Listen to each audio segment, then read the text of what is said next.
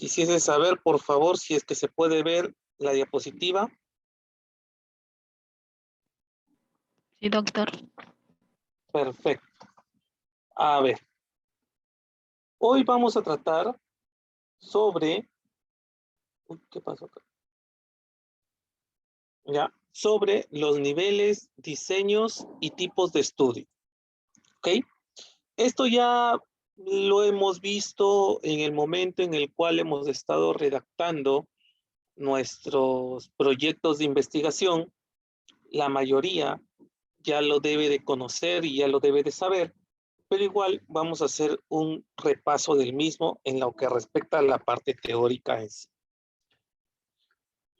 Bien, a ver, niveles de investigación. A ver, en lo que respecta a ciencias de la salud, ya existen los niveles de evidencia científica, ¿ok? En ciencias de la salud, odontología no se exenta de estos niveles de evidencia científica. Entonces aquí es en donde aparece esta famosa pirámide, la pirámide de niveles de evidencia científica en ciencias de la salud. ¿Qué cosa nos dice esta pirámide? ¿O qué cosa nos trata de mencionar esta pirámide? Bueno, básicamente es lo siguiente. En ciencias de la salud existen diversos tipos de estudio. Eso es lo primero que nos dice. Existen diversos tipos de estudio. Ahora, tenemos que clasificar cada uno de estos tipos de estudio que vamos a tener. Perfecto. Se le clasifica y se le coloca en esta pirámide. ¿Y qué cosa nos dice esta pirámide? Nos dice lo siguiente. Mientras el estudio o el tipo de estudio se encuentre más en la base de esta pirámide, los resultados de ese estudio no van a poder llevarse a seres humanos. ¿Qué cosa quiere decirnos? Quiere decirnos lo siguiente, que el estudio, mientras más cerca se encuentre en esta base de la pirámide, los resultados no se pueden llevar a pacientes, no se pueden llevar a seres humanos. Y viceversa, ¿no es así? Mientras los estudios se encuentren más en la punta de la pirámide, los resultados de ese tipo de estudio sí se van a poder llevar a seres humanos. En esta pirámide, bueno, falta colocar ya entre los estudios de casos y controles y los estudios de serie de casos, los estudios transversales, ecológicos y de revisión de literatura. ¿Ok? Son los que se encuentran prácticamente en la mitad de la punta de esta pirámide. ¿Ok? Bien, entonces comenzamos nosotros a darnos cuenta de algo. ¿Qué cosa? Que bueno, que los mejores estudios justamente se encuentran de la mitad de la pirámide para arriba. En la mitad de la pirámide, ¿quiénes podemos encontrar? Los estudios netamente descriptivos. ¿Ok? Los estudios descriptivos o los estudios transversales, así se les menciona. ¿Ya? Seguido por los estudios de casos y controles, los de cortes, los ensayos clínicos y las revisiones sistemáticas con o sin metaanálisis. Perfecto. ¿Ok? Esto lo tenemos que acordar, tenemos que acordarnos perfectamente. La mayoría de investigaciones en odontología están centrados en los estudios de laboratorio, que se les llama estudios in vitro. Pero si se dan cuenta, miren, son investigaciones que se encuentran justamente en la base de la pirámide. ¿Ok? Quiere decir que los resultados de esas investigaciones no se pueden llevar a seres humanos. No se les puede llevar a seres humanos. Perfecto. Ahora, existen otros niveles de evidencia científica. ¿Ok? Por ejemplo, los niveles de evidencia científica según el CTFPHC. ¿Ok? En los cuales se divide los niveles de evidencia científica en 3 niveles. El único que tiene subniveles es el nivel 2. 2.1, 2.2 y 2.3. Y si nos damos cuenta, el que se encuentra a primer nivel justamente son los ensayos clínicos. ¿Ok? Son ensayos clínicos con asignación aleatoria. También existen los niveles de evidencia científica según Sackett. el cual los divide en 5 niveles, ¿ok? Cada uno, en los 3 primeros niveles, tienen subniveles. 1A, 1B, 2A, 2B, 3A, 3B. ¿Ok? Y si nos damos cuenta, también están muy interrelacionados con los grados de recomendación. ¿Eso qué cosa quiere decir? Que cuánto esos estudios están recomendados para llevar a seres humanos dichos resultados. ¿Y con qué nos damos cuenta? Nos damos cuenta de lo siguiente. Miren, el 1A, revisiones sistemáticas de ensayos clínicos con asignación aleatoria. Comienzan a darse cuenta. Es decir, los mejores estudios en los cuales nosotros nos podemos guiar para poder tratar a seres humanos, miren, revisiones sistemáticas de ensayos clínicos con asignación aleatoria y ensayos clínicos con asignación aleatoria e intervalo de confianza estrecho. ¿Ok? Miren, después los que siguen son los estudios de cohortes, ¿no? Casos y controles. Se comienzan a dar cuenta. Esa pirámide que les mostré primero es lo que nos resume prácticamente todas las posibilidades de estudios y de investigaciones en las cuales nosotros, como odontólogos y futuros odontólogos, debemos de basarnos para tomar decisiones de índole clínico, porque nosotros vamos a tratar a seres humanos, no vamos a tratar a animales, no vamos a tratar a, bueno, a objetos de laboratorio, ¿ok? Entonces tenemos que basarnos en ese tipo de evidencia científica para tomar decisiones clínicas. Y bueno, acá están los grados de recomendación que estaban aquí, A, B, C, D, qué significa cada uno de ellos. ¿Ok? Ahora, los tipos de estudio. Los tipos de estudio los podemos clasificar según varios tipos de enfoque, según varios puntos de vista. Así tenemos, por ejemplo, los estudios según su enfoque de investigación. Pueden ser de dos tipos, cualitativo o cuantitativo. Cualitativo es cuando no se precisa análisis estadístico y cuantitativo es cuando sí se precisa o se va a realizar análisis estadístico. Según su finalidad, básica, aplicada o práctica.